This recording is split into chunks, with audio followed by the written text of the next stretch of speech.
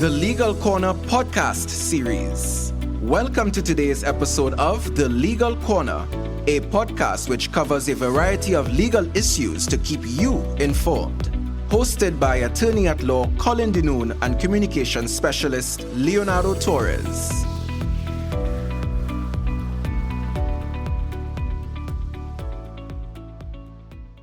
It's great to be back with you on the Legal Corner podcast series in this our final episode of season 2. Special thanks to Daniil and Leonardo, who did an excellent job in carrying you through the last couple of episodes. Today, we'll be looking at Lawyer Wellbeing. And our distinguished guest is Mr. Gary Miles. Just to tell you a bit about him, Gary Miles has been practicing law for more than 4 decades, primarily in litigation and more recently in family law. He has been a trial lawyer, managing partner, author, leader, and entrepreneur. He loves helping folks solve their problems. He is passionate about showing people how to free themselves from the prisons that entrap them.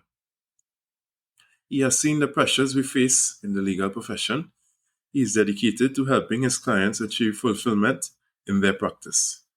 He provides practical tools to help his clients overcome obstacles, freeing them to enjoy the success and freedom they crave. He loves supporting lawyers and lifting the legal profession. He hosts a podcast, The Free Lawyer, with 2 weekly episodes. He enjoys his Pinehurst, North Carolina home with his wife Brenda and their 2 beautiful English Goldens. They have 5 children and 5 grandchildren so far. Good day to you, Gary, and welcome to Legal Corner. Well, thank you so much for having me, Colin. I'm really glad to be here with you and with your audience. I appreciate it. How's life in North Carolina? It's a beautiful place. It's probably not unlike where you are in that the sun is often shining. Unlike Baltimore, which was always gray, it's just always a blue sky here, except when we're having a storm. Right. And I know you're into golf, so what better place to be, right? There is no better place if you like golf than Pinehurst, North Carolina. Yeah, you said it, man. All right, well, we're going to get right into it. Tell us a bit about your background, Gary, and what was your career trajectory like? So I did very well in college and law school. I clerked in federal court, which in this area is a real benefit. But instead of going into big law, as most people did who had my background, I joined a small firm and joined a firm that specialized in litigation and litigation defense because I really wanted to learn how to become a trial lawyer. And I think I'm an entrepreneur at heart. I wanted to grow in a place where I could ultimately choose who I wanted to represent and how I wanted to handle the case and have more independence, more responsibility. And I joined that firm in 1982 and have been there ever since. I was a junior associate, a partner, managing partner, and now I'm of counsel as I've transitioned the firm over to my son. But about 30 years of it, I ran the firm. How was that experience for you running your own firm? Well, I guess I describe as being like the stock market. If you looked at it over time, it was an upward trajectory, but there were often 2 steps up and 1 step back, or there were down times that could be scary and stressful. Losing a client, an associate leaving the firm, temporary money shortages. On the whole, I've been incredibly blessed and I'm very, very grateful. But there were times it was a very, very stressful existence to generate the business, keep staff, and survive COVID, all of those things. What would you say was your source of strength during the difficult times? I'm sober in recovery. I've been sober for about 30 years, 31 years to be exact. And I practiced for a period of time when I was an active alcoholic. But the transition to being in recovery, where I developed a different mindset, one of acceptance, one of gratitude, one of responsibility and accountability. Help me to weather all those storms. I had a faith that everything would be okay. No matter what happened, everything would be fine, and that fundamentally all was well. So I used to be filled with fear. It was overwhelming. It was really irrational. I'd be afraid of things that weren't even scary. But as I transitioned into recovery, I just developed a very different mindset, one of faith and knowing that everything was happening for a reason, and that even though I didn't see the solution right then, over time I would, and it would be okay. Everything would be okay. Now, you have a great podcast, as I said in your introduction, The Free Lawyer, which I listen to often, and you cover a lot of great content geared towards empowering attorneys and promoting wellness and stuff like that. So, what would you say, Gary, is the greatest threat that you have come across to lawyer well-being? I think lawyers are under so much stress today.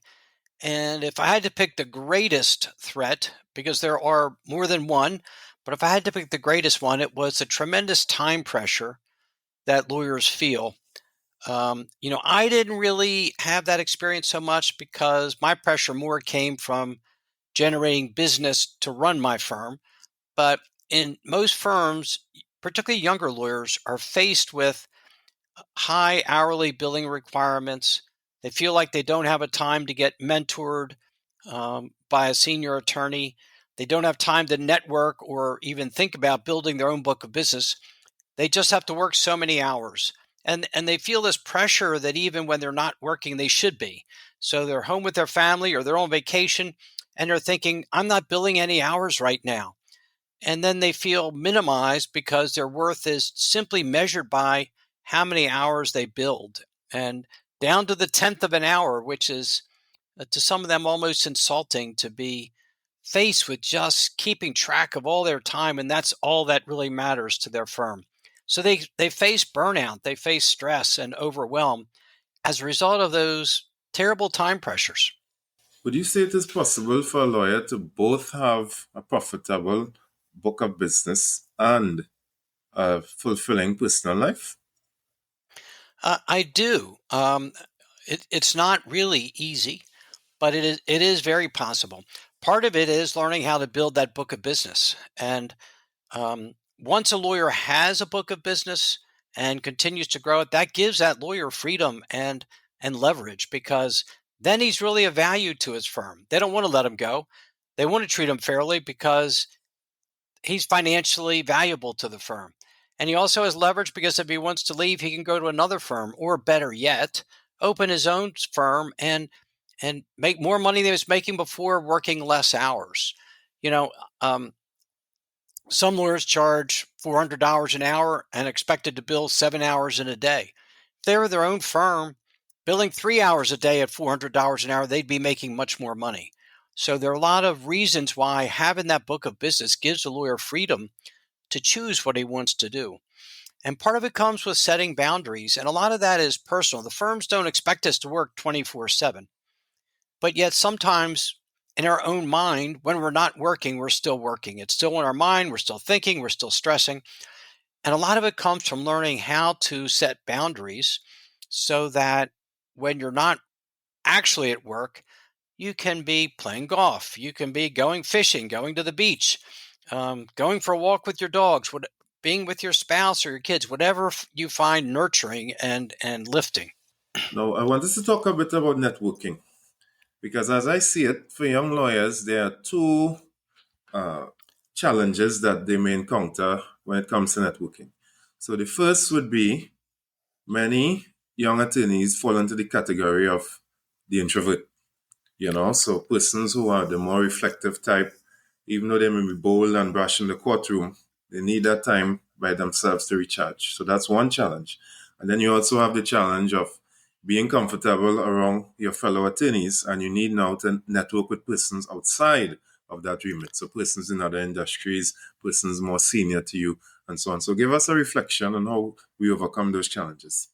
I actually did a podcast and a newsletter recently on this very topic and highlighted that introverts often feel like they can't network. Um, the key to networking is to be true to yourself and to be genuine.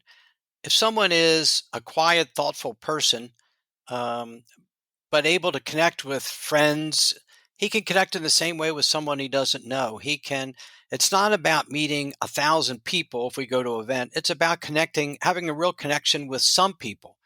And a lot of it comes from preparation. What is the event that I'm going to? What's it about? What's its purpose? What kind of people will be there? Who do I want to meet? And then to go in just with some thoughtful questions you might ask. Colin, it's nice to meet you. Tell me about what you do. What's your practice? What's your business? Um, how do you like it? What's good about it? What challenges do you have in it? Go in with questions because folks love to talk about themselves. And often those we call introverted are actually very deep thinkers and very good listeners. And there's nothing better in networking than being a good listener. When they don't want to come in and say, "Hey, I'm Gary Miles. I'm a great attorney. You want to work with me?" That's not what people want. They want to be heard and listened to. And it's a matter of asking questions to identify their pain points. The other challenge a lot of people feel is I don't have time to network because I'm working so darn hard. And again, I'd say I just pick the lane that works best for you. Sometimes people feel networking requires me to write articles, to speak at conferences, to go to associations, to do all these things. Pick what you're good at. What are you most comfortable with? What's the style that works best for you? And choose to do that. At this point, we'll take a quick break and we'll be right back.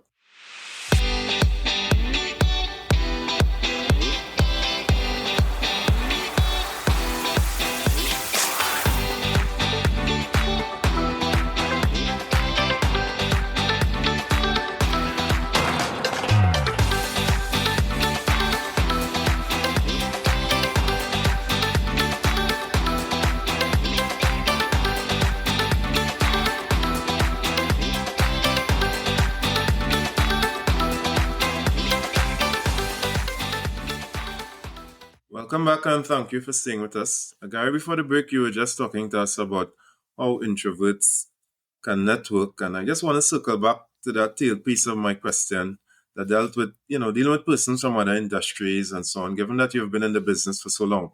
What advice can you give to us concerning that? I think it's very normal to be a little bit nervous in that situation. But actually, both parties are going to be nervous. Someone in a business is going to be nervous talking to a lawyer because sometimes they find us intimidating. And a lot of things we have to do in life can create some fear or apprehension. But the key is just to step through and do it. And once the first time you meet someone in a different field you haven't worked in before, just be comfortable, as I said before, in asking some questions and looking the person in the eye and giving them a chance to speak. And after a couple of minutes, they're going on talking and you realize person puts his pants on the same way you and I do. He's just another person. He's just another human walking this journey, and he's happy to share whatever he or she is doing. So just step out of your comfort zone, connect with someone, shake their hand, introduce yourself, and think of some thoughtful questions you might ask to get some conversation going. How can young professionals avoid burnout? Well, honestly, it's not easy. Every time I connect with someone through LinkedIn, a younger attorney, they often talk about being burned out. And I guess there are a couple things I would say about that. The first is to set some boundaries. Set some boundaries at work so you don't get interrupted. Set some boundaries at home so when you're home, you're not doing work. We have such a desire to please the firm where we work. We tend to say, yes, yes, yes. Yes, I can do that. Yes, I can help you out. But there are times that it's simply too much and it's beyond what we really can handle. So sometimes we have to say no. I can't think how many times in my life I've said yes to something that I've been asked to do.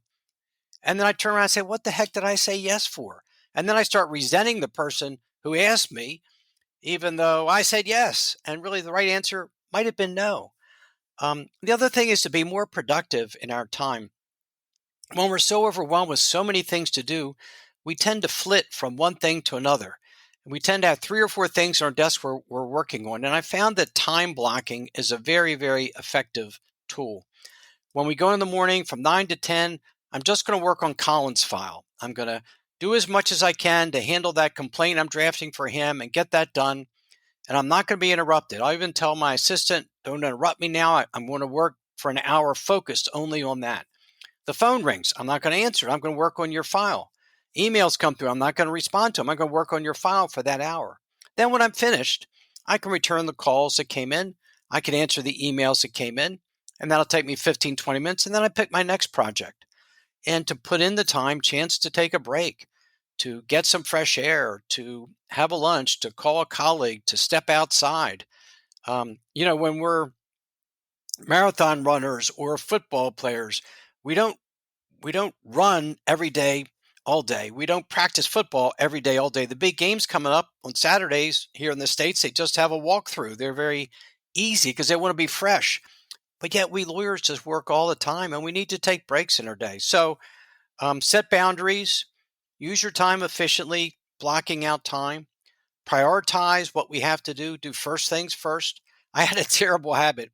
When I was going to work on the important file, I tell myself I'm going to clean off my desk and do everything else first. So when I go to work on Colin's file, it's the only thing I have to do. But the reality is I'm just procrastinating, putting off the most important thing by doing all these things that aren't important. So prioritize. What are the most important things for us to do? And once we have a day where we get a lot done, we feel so much better. We feel so much freer. We feel so much more productive. What advice would you give specifically to lawyers who are now starting out? Who are now? Starting out. Choose spend some time reflecting on what you want to do. All too often, we live an unexamined life. We get out of law school. We get what we think is the job of our dreams. We're making good money, but we never really thought about, is that where we want to be? Is that how many hours we want to work? Is that how much money we have to make? Do we have the balance there? Is it a nice work environment? So I encourage younger lawyers to take some time and reflect on what your values are. What's most important to you? How important are money, prestige, number of hours you have to work, work-life balance, time for your family, independence, autonomy, the ability to choose what you want to do and how you want to do it? How do all those things balance out? Because sometimes we go to a firm and we feel like I spoke to someone today and she said, I just feel like a cog in a machine, like I'm doing what I'm told to do and I have no freedom. And so we can figure out what it is that we want to do and then go after that and know that you always have a choice. You can always choose something different.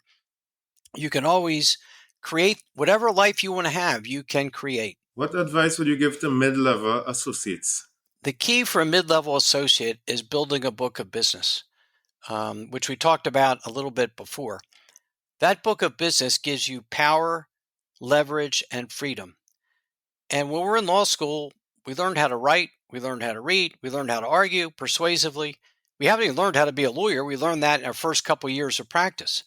But then we learn if we want to make partner, we need to actually bring business into the firm, because the firm is only as good as the number of files and the number of income that it has. And they expect for you to be a partner that you bring in work. So that's really important. It also gives us freedom because that book is transportable. If we leave the firm, we can take it to another firm that may offer us a better arrangement, or we can start our own practice. So I would say that's really the most important thing. And secondly, along with that is to always take care of yourself. Each year, the pressures that we have may mount. We think we learned how to be a lawyer. We learned how to do it. Then we started doing it well. Then we started doing it a lot. And then we find, lo and behold, now they expect us to bring in business. And now that's another pressure. And so it's really important that we find time to take care of ourselves. For me, I like walking my dogs, playing golf, whatever it is we like to do to recharge our batteries, eating well, sleeping well. My phone tells me 10:30 every night I'm supposed to go to sleep. It tells me to wake up at 6:30, but my one dog always wakes me up early. But, set whatever schedule we want, eat well, exercise, enjoy your hobby, enjoy your family and your loved ones, and take care of yourself, because we can work so hard and get to the end of life. And where are we? It's all about enjoying the journey, enjoying the day. As we get ready to wrap up, I know you're also a coach. So tell us a bit about the services that you offer and how they can enhance the life of a young professional. Yeah, I mentor attorneys and mostly younger attorneys because so many of them feel alone. They don't feel like they have anyone to talk to who understands what law is like. And they feel they can't chat with anybody in the firm and say, I'm confused, I'm overworked, I'm overwhelmed, because then they'll have a black mark on their record. And the firm is not receptive. They don't want to hear what you can't do. They don't want to hear necessarily how you're feeling. So there are a lot of coaches out there, and they're all very, very valuable. I bring 45 years of experience as a successful attorney to what I do, and I can listen to my clients. I can let them know what they're doing right and what they're doing wrong, and both are important. We've talked about golf. I played golf competitively as a kid. I started in 8th grade. I've been playing now for 55 years. You think, Colin, I would know what I'm doing after 55 years. But the truth is, I moved to Pinehurst. I lost my connection with my coach. My game went to pieces, and I needed a golf coach. I still need a golf coach after 50 years because a golf coach tells me, oh, this is good in your swing, which is good to know because I might not have known I was doing that well, and I might have screwed it up. And this is what we need to improve. And you got a really good swing. We got to tinker with a few things. Well, now I feel confident. I feel encouraged. I have clarity. And the same is true with mentoring an attorney. They may not know where they're going wrong, and they can get clarity about where they are. They can have someone who builds confidence in them and gives them support and encouragement and gives them really intelligent guidance about how to do what they're doing better. Gary, this has been a great conversation. Thank you very much for taking the time. Thank you, Colin. I enjoyed it. Have a good night. Thank you for listening to the Legal Corner podcast series. For more information, please visit us at our Facebook or Instagram pages or send your comments to thelegalcornerpodcast@gmail.com. We look forward to hearing from you.